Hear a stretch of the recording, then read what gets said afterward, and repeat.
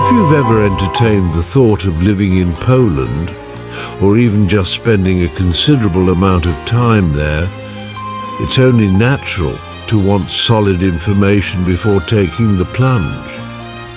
After all, the allure of a fresh start or a taste of the exotic can often clash with the hard realities of life on the ground.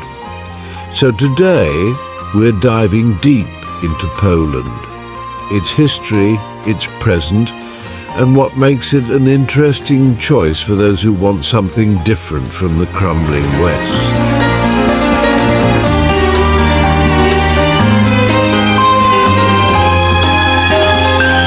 Poland, officially a parliamentary republic, has its capital in Warsaw and a population of roughly 38 million.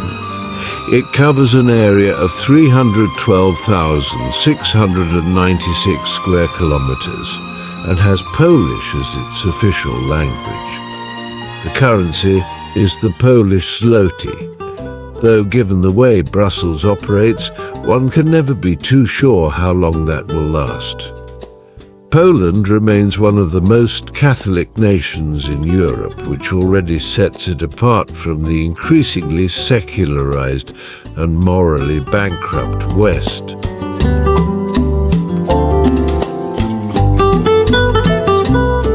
Situated in Central Europe, it borders Germany to the west, the Czech Republic and Slovakia to the south, Ukraine and Belarus to the east, and the Baltic Sea, Russia and Lithuania to the north. The terrain is varied. Mountain ranges in the south, rolling plains, and of course the stunning Tatra Mountains. The climate. Well, let's just say you'd better appreciate the charm of both icy winters and warm summers. Warsaw sees temperatures averaging -3 degrees Celsius in January and around 19 degrees Celsius in July.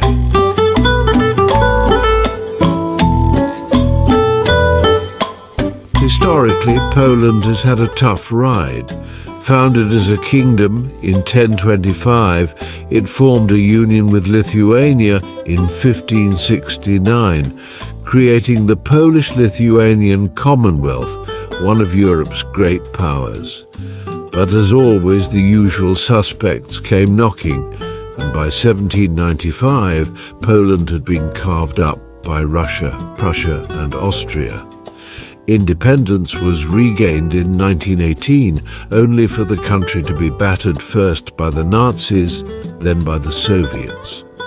After World War II, Poland fell behind the Iron Curtain, enduring decades of communist misrule before finally breaking free in 1989. Since then, it has become a mixed economy, with a growing private sector and a significant industrial base.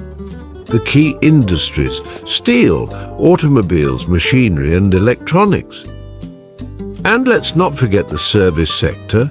Tourism, trade and finance play a major role in the economy.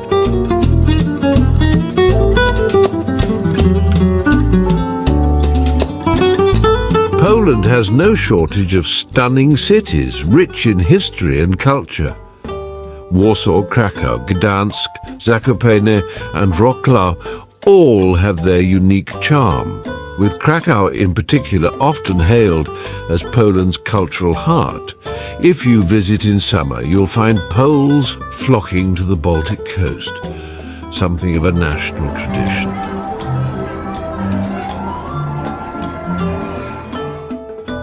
For a long time, Poland was overwhelmingly Polish, with 98% of the population identifying as such.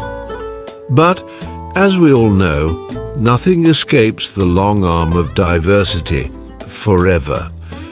In recent years, Ukraine has become the leading source of immigration, alongside smaller communities of Germans, Jews and Belarusians.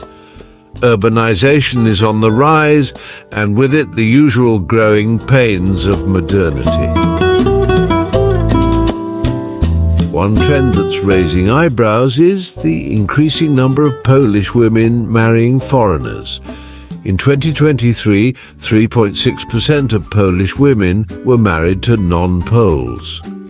The top foreign husbands: Germans at 22%, followed by Brits 12%, Irish 11%, Italians 8%, and Americans 7%.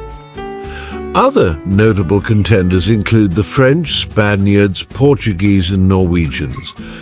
This shift isn't happening in a vacuum. Globalization, work mobility, and social media have all played a role. And while some might say these marriages help promote cultural understanding, others might question what's really driving this trend.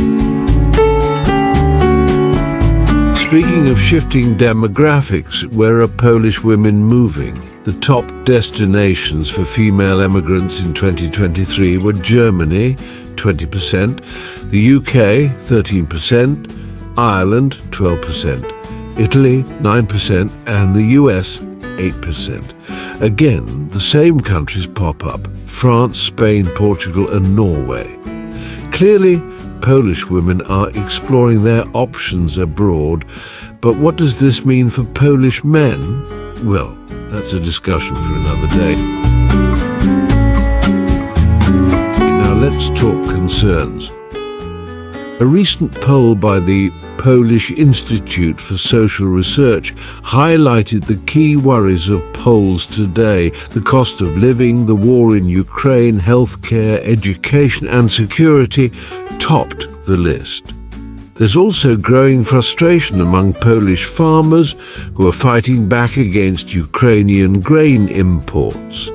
A perfect example of what happens when politicians prioritize foreign interests over their own people. As for foreign relations, Poland's history and politics heavily influence its views.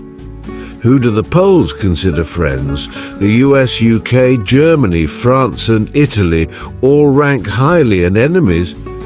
No surprises here. Russia, China, and Belarus top that list. Ukraine, it's complicated. Poland has been a staunch supporter of Ukraine in its war against Russia, but tensions have flared over trade disputes and historical grievances. The reality is that national interests will always come first, at least for countries that still have a sense of self-preservation. Economically, Poland finds itself at a crossroads. While it has seen steady growth, inflation and the ongoing war in Ukraine have cast a long shadow. Inflation hit a historic 14% in mid-2023, driven by soaring energy and food prices. Hosting millions of Ukrainian refugees has further strained public services. Meanwhile, EU sanctions against Russia and Belarus have disrupted trade, causing ripple effects throughout the economy. As of 2023, 5.2% of Poland's workforce, around 1.8 million people, were foreign workers. The top origins: Ukraine leads with 46%, followed by Belarus, 12%, Russia, 7%, Germany, 6%, and Romania, 5%. With these demographic changes, the Poland of old is undoubtedly facing challenges. But the question remains, will it stay true to itself, or will it succumb to the same fate as the West? After hearing all this history, demographics, economics, and daily life, does Poland still sound like the place for you? If you're serious about making a move, your best bet is to join some expat groups online and soak up real-life experiences from those who've already taken the leap. Meanwhile, we'll keep traveling and bringing you more insights from this side of the map. If you found this video interesting, don't forget to subscribe, give it a like, and we'll see you in the next one.